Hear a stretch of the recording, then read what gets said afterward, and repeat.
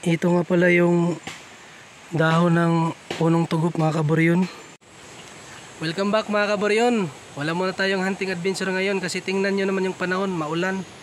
Ito nga pala yung kasama ko, si Chel Spotter TV. Shout out all! Shout out sa mga solid supporters dyan. Yung pakibisita na rin ang kanyang munting channel mga kaboryon sa mga hindi pa nakasubscribe. Ito nga pala yung paglalagyan namin ng pulot mga kaboryon. Mangunguha na lang muna kami ngayon. Abang-abang na lang mga kaboryon. Malapit na tayo.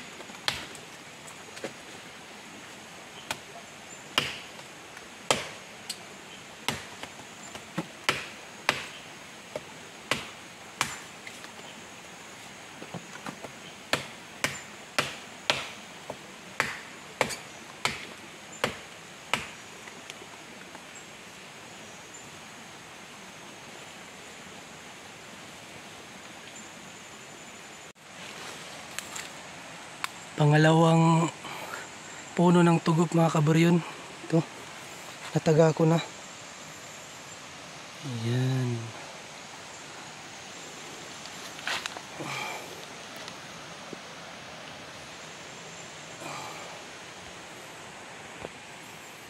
Ito nga pala yung dahon ng punong tugop mga kaboryon.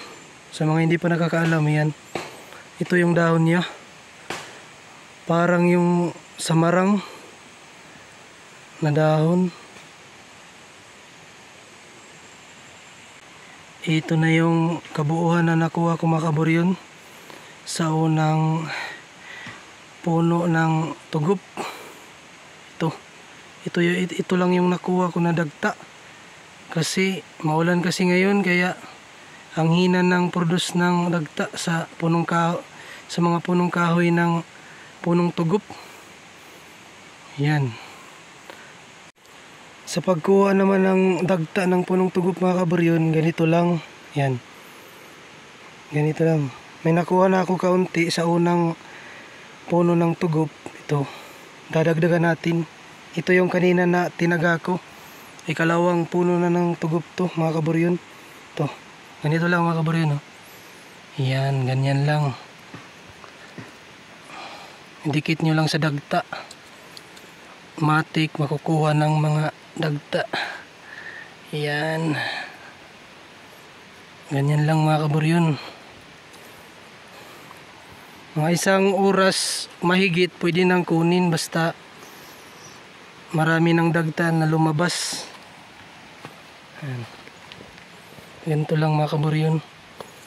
Mabilis lang to kunin. Nakakangawit ito sa kamay. Tsaga-tsaga lang mga kabaryon. Yan.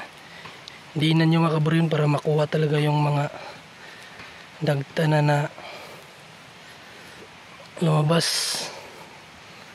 Update ko na lang kayo mga kabaryon pag natapos ko ng kunin itong mga dagta sa ikalawang puno ng tugop.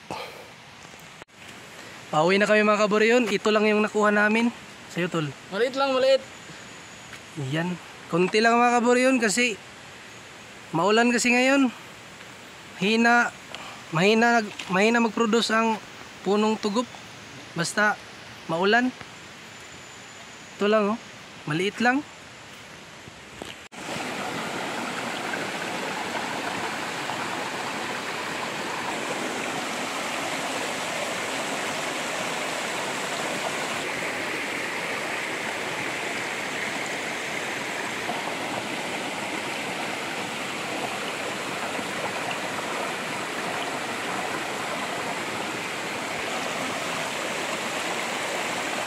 Shout out kay